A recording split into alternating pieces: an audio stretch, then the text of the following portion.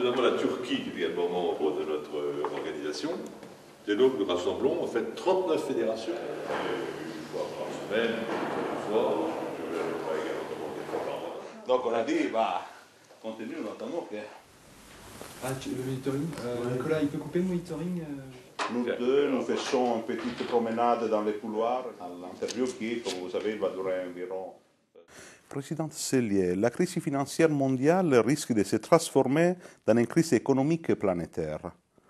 Halte donc au débat sur l'inflation, le pouvoir d'achat, la précarité sociale, les problèmes des entreprises. Est-ce que les gouvernements ne sont pas en train de tomber dans les besoins de sauver le système financier bancaire? Oui, c'est, comme vous le savez, une situation très incertaine.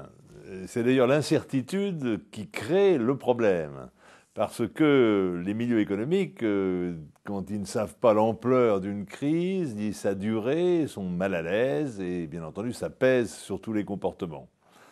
Alors il est évident que les gouvernements sont de plus en plus concernés. Donc indéniablement, si la crise s'amplifie, ça deviendra une affaire de gouvernement et je dirais surtout une affaire de concertation internationale. Est-ce que les entreprises européennes, elles sont saines? Les entreprises européennes sont compétitives. Et il ne faut pas se faire de doute là-dessus. Si elles ne l'étaient pas, elles seraient en faillite ou elles seraient rachetées par d'autres. Et donc, le système de production européen, il est compétitif. Bien entendu, si vous voulez, si la crise bancaire n'est pas surmontée, et si l'incertitude et la difficulté actuelle persistent, inévitablement, cela se traduira par des réductions de distribution de crédit. Or, nous le savons, la distribution de crédit, c'est l'oxygène des entreprises. Et à propos justement des crises monétaires, l'euro n'est pas loin de son sommet d'1,60 $. Les prix du pétrole sont stabilement au-dessus des $100 au baril. Quelles sont les conséquences pour les entreprises européennes? La hausse de l'euro, la hausse incontrôlée de l'euro qui s'amplifie n'est pas un avantage pour l'Europe, puisque cela pénalise les exportations dans les domaines d'ailleurs particulièrement sensibles, comme l'aéronautique dans le domaine industriel ou les produits de luxe. Mais enfin disons les choses comme elles sont.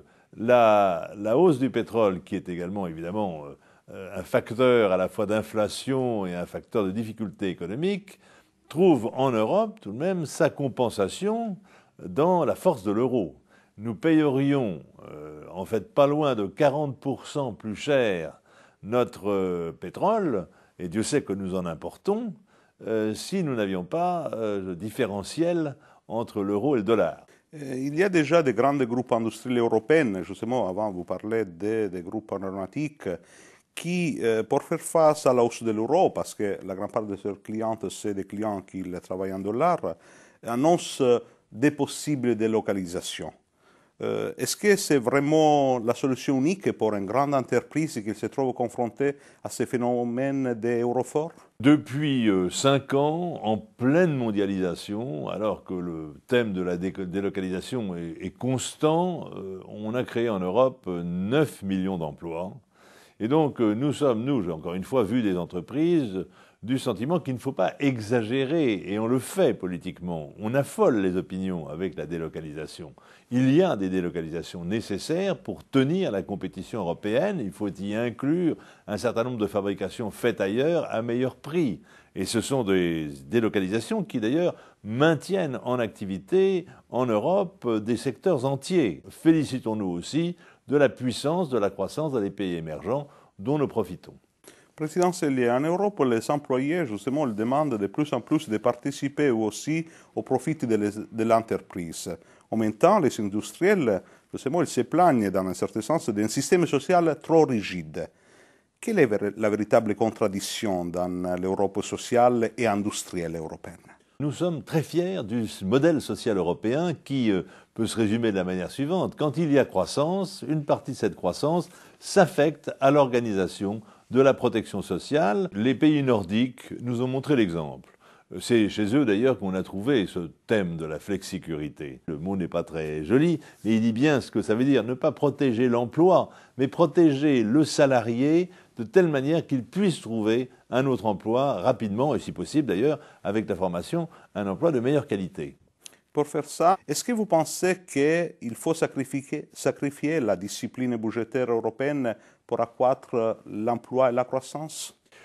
Écoutez, les entreprises à cet égard sont tout à fait catégoriques. Ce n'est pas en accroissant les déficits publics que l'on réglera quoi que ce soit. Et donc nous sommes, bien entendu, nous les entreprises, radicalement contre l'assouplissement du pacte de stabilité et les facilités qu'on se donne pour ne pas se mettre en face de la nécessité de faire mieux. Vous avez dirigé le MEDEF, le Mouvement des entreprises de France, qui est aujourd'hui dans l'œil d'une crise morale sans précédent. Est-ce qu'une association patronale peut acheter la paix sociale en payant les syndicats, à votre avis? Absolument pas.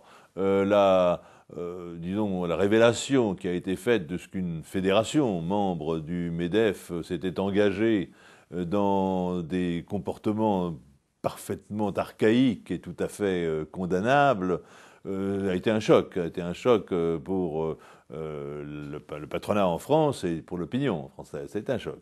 Mais la réaction qui a été celle du MEDEF et celle d'ailleurs de la fédération concernée, l'UIMM, sont des réactions parfaitement saines, rapides et qui mettent en place actuellement un système transparent et moderne.